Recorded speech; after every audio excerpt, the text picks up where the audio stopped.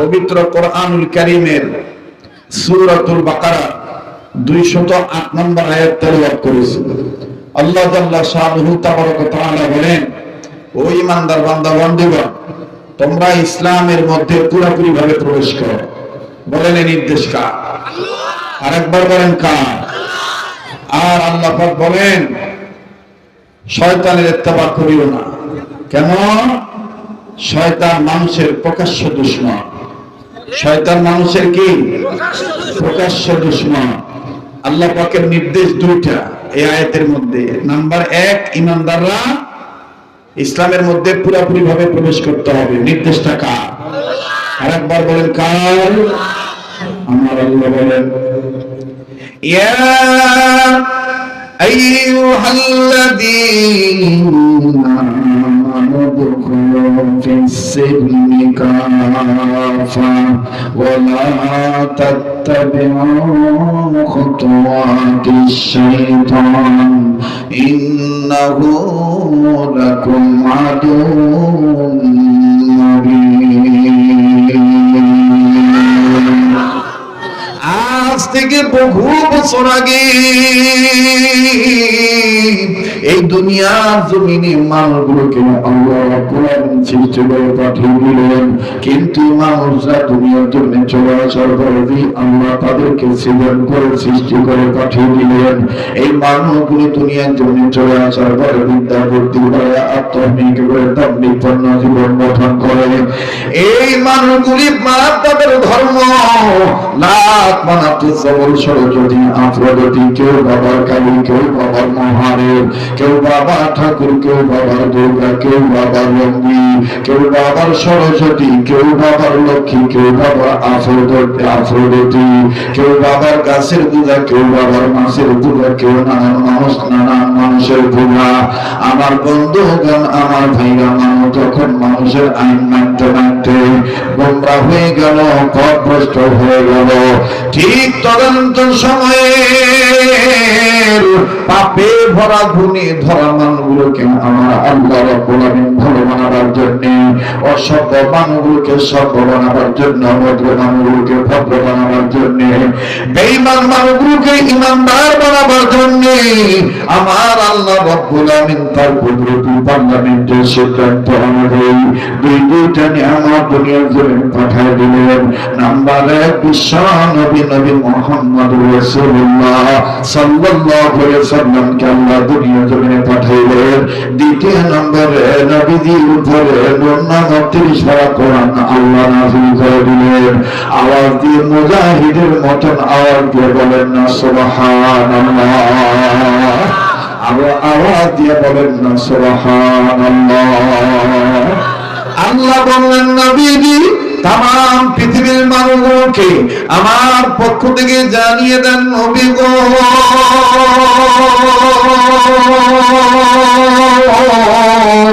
এই পৃথিবীর জমিনে যারা মানুষের জন্ম নিল, এই মানুষগুলি যদি আমার এই কোরআন কারীমের কাছে আত্মসমর্পণ করে, আমি আল্লাহ তাকে যদি সাড়া দিয়ে দেয়, আমি রব্বুল আলামিন তাদেরকে দুইটা নিয়ে পুরস্কার দেব। আল্লাহু ইয়াদউ ইলাল জান্নাতি ওয়াল মাগফিরাতি বিইজনিহি ওয়া ইউবাইয়িনু আয়াতিহি লিন-নাসি লাআল্লাহুম ইয়াতাযাক্কারুন। এত আস্তে বলেন আল্লাহু আকবার, জোরে বলেন আল্লাহু আকবার। মুমিনদের সামনে কোরআন তেলাওয়াত করলে মুমিনদের ঈমান বাড়ে না কমে? তো আস্তে যারা বলতেছেন তাদের মনে ঈমান বাড়ে নাই, তাকবীরটা একটু জোরে দিয়ে বলেন তো আল্লাহু আকবার। আল্লাহ বললেন, নবীজি মানুষ ভেতরে জন্ম নিল, এই মানুষদেরকে আমি আল্লাহ রাব্বুল আলামিন বলে দিলাম, মানুষ যদি আমার ডাকে সাড়া দেয়, আমার কোরআনের আন্দোলনে যদি শরীক হয়ে যায়, আমি আল্লাহ আইন আমার আর আপনার রাসূলের শাসন যদি দুনিয়াতে কায়েম করতে চায়, এরা যদি আমি আল্লাহর দিকে আগায় আসি, আমি আল্লাহ রাব্বুল আলামিন এই মানুষদেরকে দুইটা জিনিস পুরস্কার দেব। নাম্বার 1, আমি আল্লাহ তাদের জীবনের গুনাহ গুনাহগুলো মাফ করে দেব। নাম্বার 2, আমি আল্লাহ তাআলা আমার নামে জান্নাত থেকে ধন্য করে দেব। আবার আওয়াজ দিয়ে বলেন না সুবহানাল্লাহ। আমাদের মরণ যেন হয়, আমাদের এই যে পাতলা করছিলেন ওরকম পাতলা করেন, আবার পূর্বের মতো হয়ে গেছে। আমাদের মরণ যেন হয়, আমাদের মরণ যেন হয়, সবাই আমাদের মরণ যেন হয়, আমাদের আল্লাহ আল্লাহ বলতে বলতে নবীর প্রেমে চলতে চলতে, আল্লাহ আল্লাহ বলতে বলতে নবীর প্রেমে চলতে চলতে মরণ যেন হয় আমাদের। দিনের পথে চলতে গিয়ে মুমিন,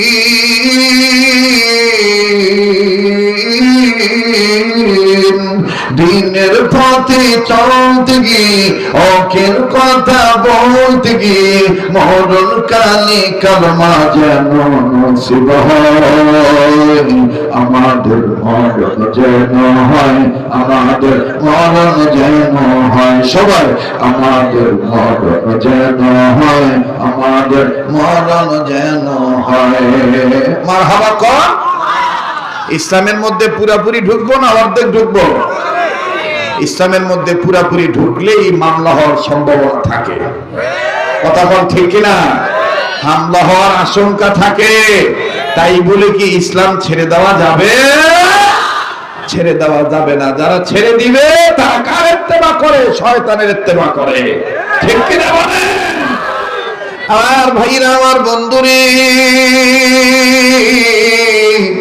ইসলামের ভিতরে পুরাপুরি প্রবেশ করেছিলেন সাহাবায়ে কেরাম। বাবাজি যদি মোবাইল থাকে মোবাইলের মাধ্যমে কেউ কথাগুলো রেকর্ড করে নিয়ে যান, বিশ্বের জমিনে আজকের এই বয়ানটা ছড়িয়ে ছিটিয়ে যাবে। জন্য বাজান আমি আমার বিষয়বস্তুটা ঠিক রাখতেছি, খুব খেয়াল করে শুনবেন। আমার বন্ধুগণ, উদখুলু ফিস সিলমি কাফা, ইসলামের মধ্যে পুরাপুরি ভাবে প্রবেশ করার আগে ঈমান বাড়বে। কেননা এই ঈমানটা বড় একটা নিয়ামত, বড় একটা সম্মানের পাত্র। এই ঈমানদার ঠিক আছে, তার সব ঠিক আছে। কথা বলেন ঠিক না? এটা কারণ পড়েন না ইলাহা ইল্লাল্লাহ। ভাই পানি আছে নাকি দেখো তো।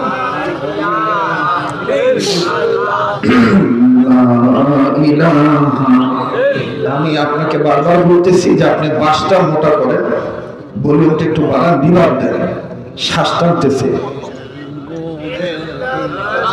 আমি আপনার পায়ে হাত দিয়ে বলতেছি আমাকে কষ্ট দিবেন না। আমি আপনি যেন কষ্ট না পান এজন্য আমি আপনাকে আগেই বলছিলাম এই কাজগুলো করেন, বাবার হাত দিবেন না। কষ্ট হচ্ছে ভাই, আপনাদের কষ্ট হচ্ছে? আমার যদিও কষ্ট হচ্ছে, কিন্তু আমি আসলে কখনোই কোনো বিষয়ে মাইক নিয়ে কোনদিন কমপ্লেন করি না। এটা আমার অভ্যাস না। ভালো রাখার মালিক কে? আবার বলেন কে? আল্লাহ তাআলা ভালো রাখার মালিক। কি ভাই পানি নাই? এখানে ছিল,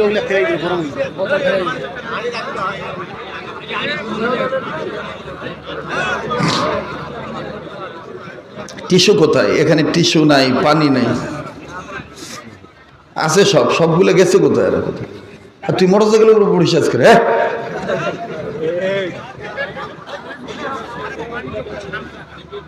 বিসমিল্লাহ।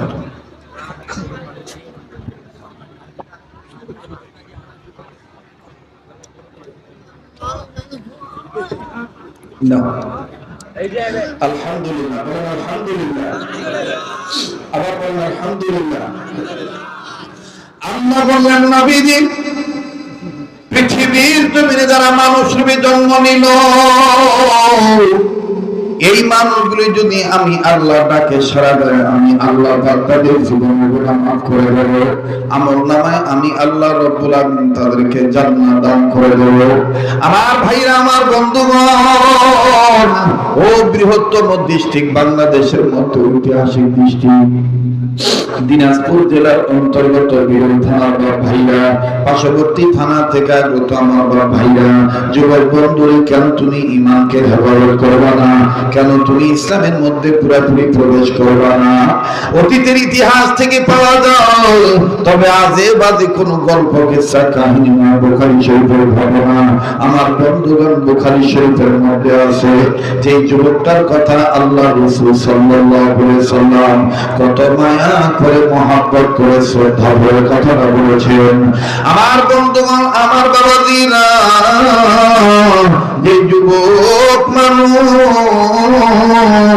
ছোটবেলায় বাবা মারা যায়, এরপরে বাজান মা মারা যায়, সৎমার কাছে তিনি খিচুড়ি ছিলেন, এরপরে বাজান সৎমা ছেলেটার চাচার কাছে নিয়ে নিয়েছে, ছেলেটার চাচা ছেলেটাকে নিয়ে নিয়েছে।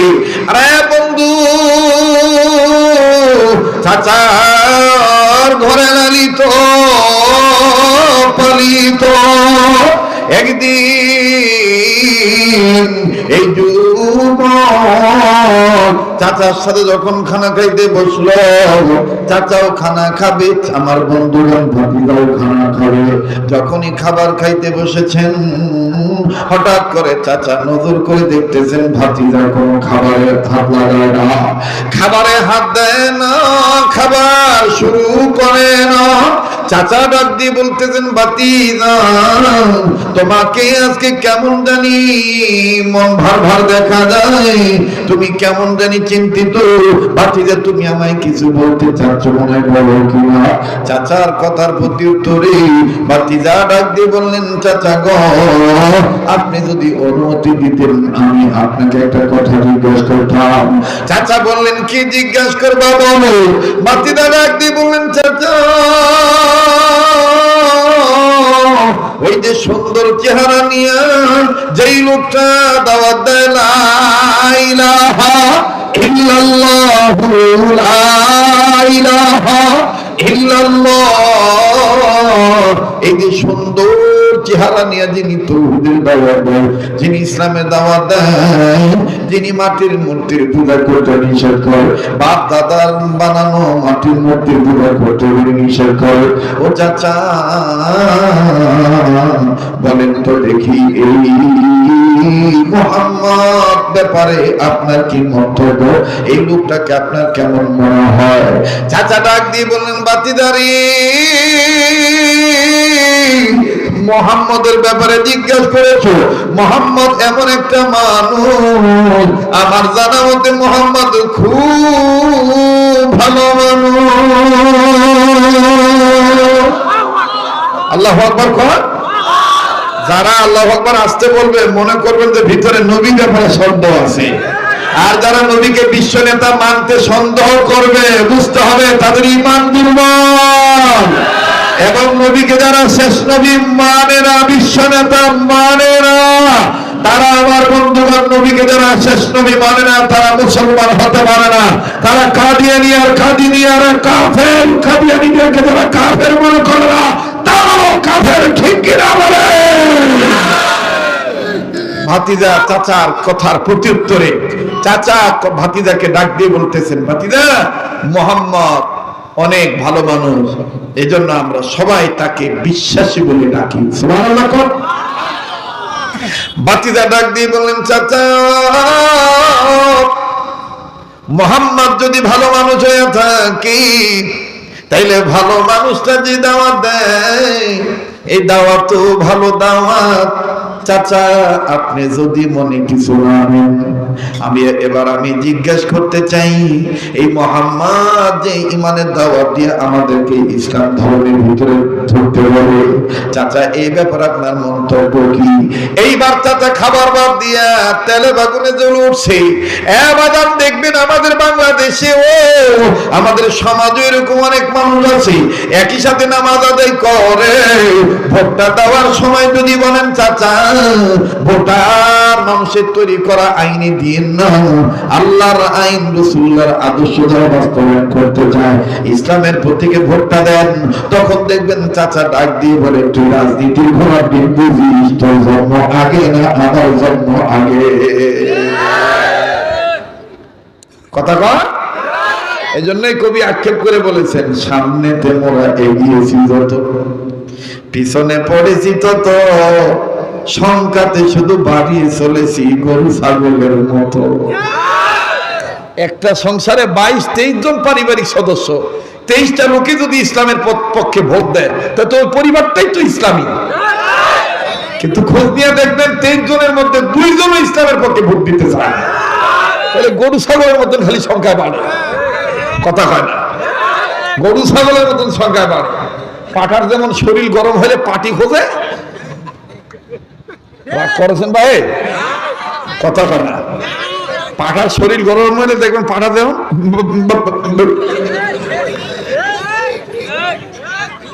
কে যুবক ভাইয়া, এরকম পাটা মার্কা কিছু মুসলমান আছে, খালি ছাউ তোলে কিন্তু ছাউ গুলো ইসলাম শিখাবার চায় না, ইসলামী রাজনীতি করতে দেয় না। ওই পাটা যেমন শরীর গরম হইলে তার কাম চরিতার্থ শেষ করে, এই পাটা মার্কা মুসলমানদের কারণে ইসলামী আন্দোলন আগাইতে পারে না। তবে সময় এসেছে পাটা মার্কা মুসলমানদের খাওয়া থাকবে না। আরে বসে ভাই, তোমার জন্য তুমি ওয়াজও করিয়া পারি নাই, তুমি যে খেবা খেবেছেন কি কিছু সময় দিবে? কিষেন ভাইরা কি কন সময় দিবেন না ইনশাআল্লাহ? এই যে নতুন একদল ভাই রয়েছেন, নারী আর পুরুষের সমান অধিকার, এই জন্য আমি মাঝে মধ্যে দৃষ্টান্ত দিতে দিয়ে বলি, ভাই এই ডিস্টার্ব কেন দিচ্ছেন তোমরা, বুঝলাম না। দেখবেন যে নারী পুরুষের সমান অধিকার, এই জন্য আমি মাঝে মাঝে আক্ষেপ করে বলি, তো ভালো তো নারী পুরুষের সমান অধিকার, ঠিক আছে। তো যখন ওই যে ঝড় তুফানের ভয়ে পুরুষ লোক বাইরে বেড়ান না, পেশাব করিবেন না, ঘরতি বয়মের মধ্যে সারেন, বোতলের মধ্যে সারেন, তো তোমার বেশ্যাগুলোরও তো ভয় লাগে, বেশ্যাগুলো বাইরে মতে না ঝড়ের দিন। এই এই চ্যাংড়া, ওদিক কি, ওদিক কি, এই ছেলে ওদিকে কি, শুধু শুধু আমার দিক তাকা, ওদিকে আর তাকাবি না। তো যারা নারী আর পুরুষের সমান অধিকার নিয়ে ভাবেন, ওই পুরুষদেরকে বলবো যে আপনার বউকে ওই ঝড়ির দিন বলবেন যে তুই তো আর বোতলে সাইতে পারবি না, মুই তো জানালা দিয়ে মেশিন ফিট করি বাইরে ছাড়ি দিই, তুই আমার কান্দ তো, মুই তোকে তুলিয়া ধরিয়া আলগি করি ধরি, তারপর সাপ। যেদিন জানালার ধারক তোমার বউ তোমার কান্দ তুটি মুতিবে, সেদিন বুঝবেন সমান অধিকার কাক কয়। মুখ দিয়া গোসল হয়ে যাবে কিন্তু সমান অধিকার বাস্তবায়ন হবে না, কথা বলেন ঠিক কিনা? রাগ করলেন নাকি গো? হ্যাঁ, ব্যাপার হইলেন, বলবো কি বলবো না, যেরকম বলবো কি বলবো না। নারীদের অধিকার একটা, পুরুষের অধিকার একটা, এটা বিধান কার? যেরকম এই আল্লাহর বিধানের উপরে যারা আঙ্গুল ঘোরাতে চায়, যারা কলম ধরতে চায়, ওরা কাফের, নাস্তিক, ওরা ক্ষুদ্রগ্রহী, ওরা ইসলাম বিদ্বেষী হওয়ার সাথে মুসলমানদের কোনদিন আপোষ হতে পারে না। ঈমান ইসলাম, কুফর আর ইসলাম, ধর্ম আমার ধর্ম ইসলাম, আর ইসলাম ধর্মের মালিক কে? এবার বাতিজা ডাক দিয়ে বলতেছে, আপনাদের সামনে যে বাচ্চাগুলো যে কথা বলতেছে এদেরকে একটু থামান না রে ভাই। বলে কি আশ্চর্য কেন, তোমরা কি চলে দেবে এই হুজুর গুলা? হ্যাঁ, এই সাওয়াটাকে মুরবিটাকে একটু সোজা বের কত, শয়তান গুলা সব ওমার কাছে আসি বসছে। তোমাদের কাছে আল্লাহর রাস্তায় বলতেছি, পায়ে হাত দিয়ে বলতেছি, তোমার পরিবেশটা নষ্ট করিও না।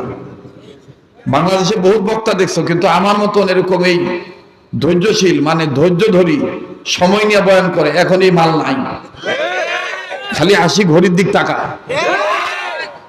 কথা কয় না, আসি কি করে ঘড়ির দিকে, এই জন্য অল্প দিনও ডায়াবেটিস ধরে।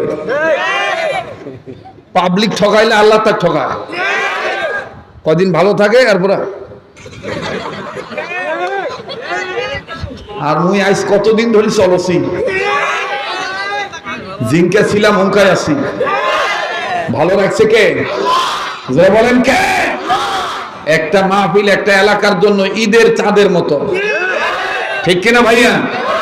একটা মাহফিল করতে যে কত কষ্ট, এটা যারা ব্যবস্থা করে তারা জানে। আর আমরা আসিয়া মুরগির রান খাই, খাসির মাথা খাই, গরুর ঠ্যাং খাই, ইস্টেজও দুটিয়া মাথা ঠিক থাকে না। হ্যাঁ চলি যান, অল্প ওয়াজ হয়েছে, ডাক্তার আমাকে নিষেধ করছে, নিষেধ করলে তুই আলু খা, কথা কয় না। তুই আসছিস কে? আসছিস যেহেতু কাম করি যাওয়া লাগবে, কোনো ছাড়াছাড়ি নেই, ঠিক আছে না? হক আদায় করি যাওয়া লাগবে। আর কাজের লোক যদি কাজ করি খায় ওমাক রোগে ধরে না, আর কাজের লোক যদি সুতি সুতি থাকি বেড়ায় তখন দেখবেন কত রোগ তাকে ধরে।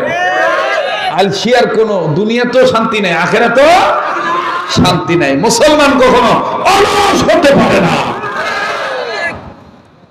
কষ্ট দিলাম নাকি? বেজার হইলে তো ডাক দিয়ে কয়, চাচা মোহাম্মদ যদি ভালো লোকই হয়ে থাকে তাহলে মোহাম্মদ নবী যে ভালো দাওয়াতটা দেয়, ইসলাম ধর্মের দাওয়াত দেয়, ইমানের দাওয়াত দেয়, এই ইমানটা কি গ্রহণ করা যায় না? চাচা একবারে ঝাপটি উঠছে, ঝাপটি উঠি কয়, ওইটা আরেক কথা, ওইটা আরেক কথা। ইসলামী রাজনীতির কথা বললে দেখবেন কিছু লোক ডাক দিয়ে কয়, ওইটা আরেক কথা। হজের সাথে ভোট মিলাবেন না, যাকাতের বিধানের সাথে ভোট মিলাবেন না। আরে বাদামওয়ালা, এ বাদামওয়ালা, তুই আবার ভেজাল করবে ঢুকলু। আমি কোরআনের আলোচনা শোনাচ্ছি, কেন ব্যাঘাত ঘটাচ্ছিস রে ভাই? আর তুই আমার কাছ থেকে 200 টাকা ধরি যা, এতিয়া তুই বাদাম বেশি 10 টাকা লাভ করু, 20 টাকা লাভ করু, এদিকে এতিয়া মুই তো টাকা দেওয়াছি, তাও আমার এই ভাইগুলা কোরআনের আলোচনা শোনার থেকে বিঘ্ন ঘটাস না। শোনেইছে না, শোনেইছে না, মনে করছে হুজুর ঠাট্টা করছে। মুই বিনা বাদামে 200 টাকা দিবে চাচ্ছি, তাও দিবে না।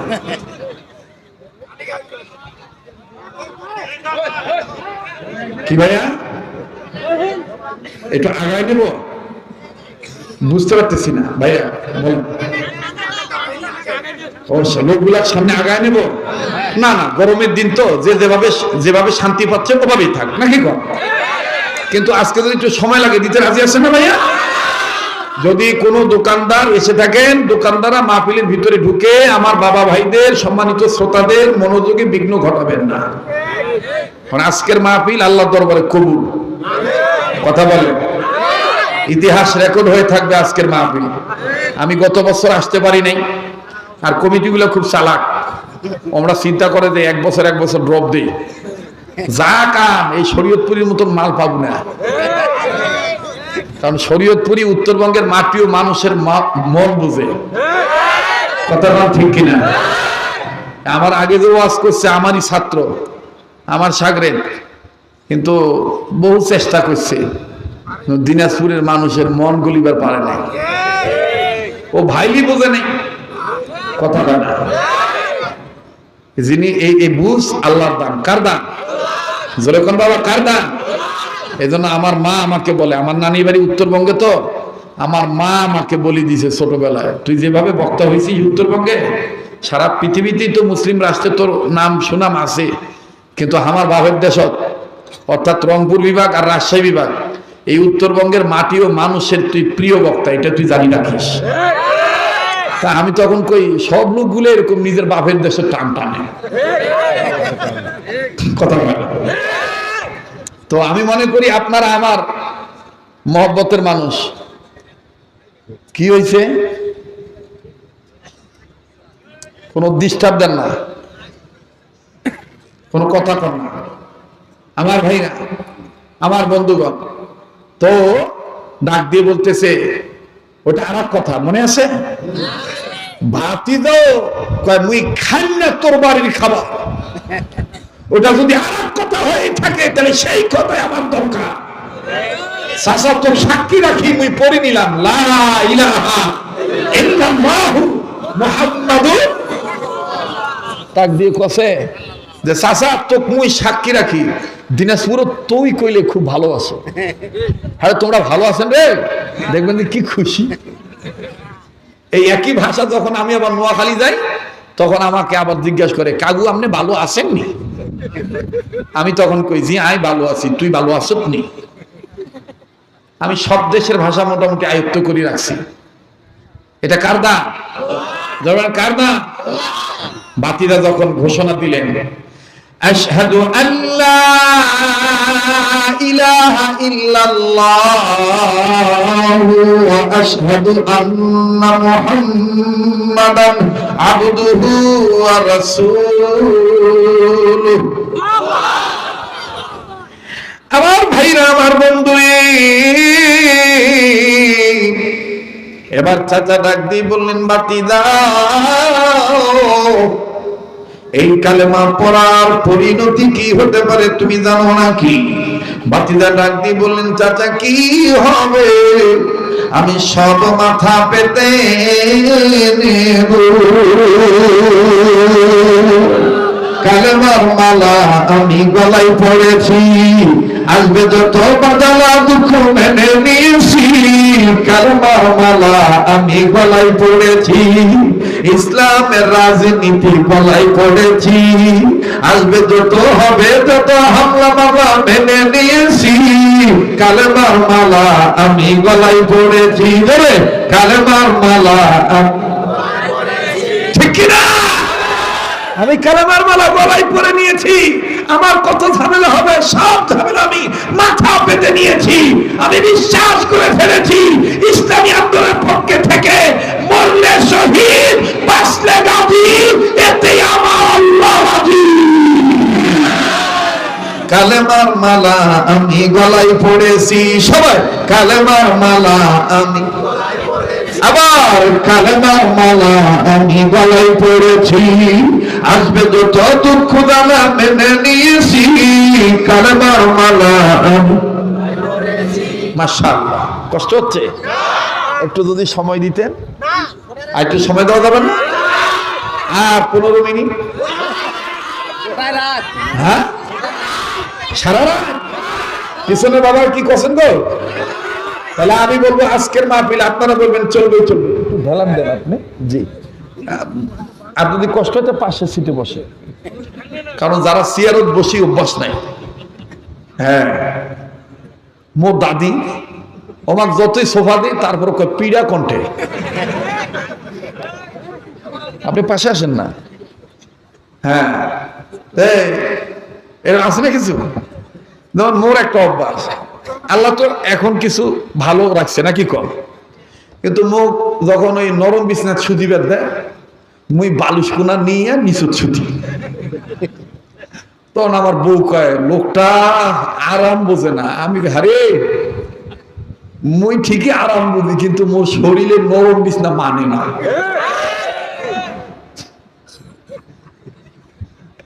কষ্ট হইতেছে নাকি? তো আমি বলবো আজকের মাহফিল, আপনারা বলবেন চলবে চলবে, আজকের মাহফিল কতক্ষণ চলবে?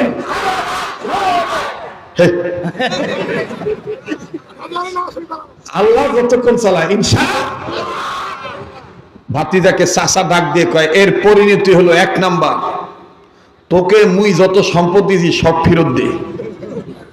ভাতিজা কয় দিনু, ভাতিজা কি কয় দিনু। এবার চাচা বলতেছে, সব যেহেতু দিছিস, তোর পরনের যে কাপড় ওটা তো আমার টাকার কেনা, এই কাপড়ও আমার ফেরত দিতে হইবে। তো উপরের কাপড় খুলে দিছে, নিচের কাপড়ের অংশ আছে, চাচা কয় নিচেরটাও দিতে হবে। ভাতিজাটা দেখে, চাচা নিচেরটা খুলে দিলে আমি তরুণ যুবক মানুষ, লজ্জা বের হয়ে যাবে, মানুষ সিসি বলবে। চাচা এই নিচের কাপড়টা কি না দিলে হয় না? বলে পরনের লুঙ্গিটা তুই আমাকে খুলে দে, ওটা আমার টাকার কেনা। আর যদি এত শরম মনে করিস তাহলে ইমান ছেড়ে দে, মুই তোর সব সম্পদ আবার ফেরত দাওছি। ভাতিজা ডাক দিয়ে বলতেছে, চাচা তাইলে ইমানের বিনিময়ে যেহেতু চাইছো, শুনে নাও খুলে দিলাম লুঙ্গি, ইমান বানাইলাম সঙ্গী। কালেমার মালা আমি গলায় পড়েছি, কালেমার মালা আমি, আসবে যত দুঃখ জ্বালা মেনে নিয়েছি, কালেমার মালা আমি। মাশাআল্লাহ, কি সুন্দর মনে হচ্ছে, মনে হচ্ছে যে একটা ক্লাস চলতেছে। কত রাত হল,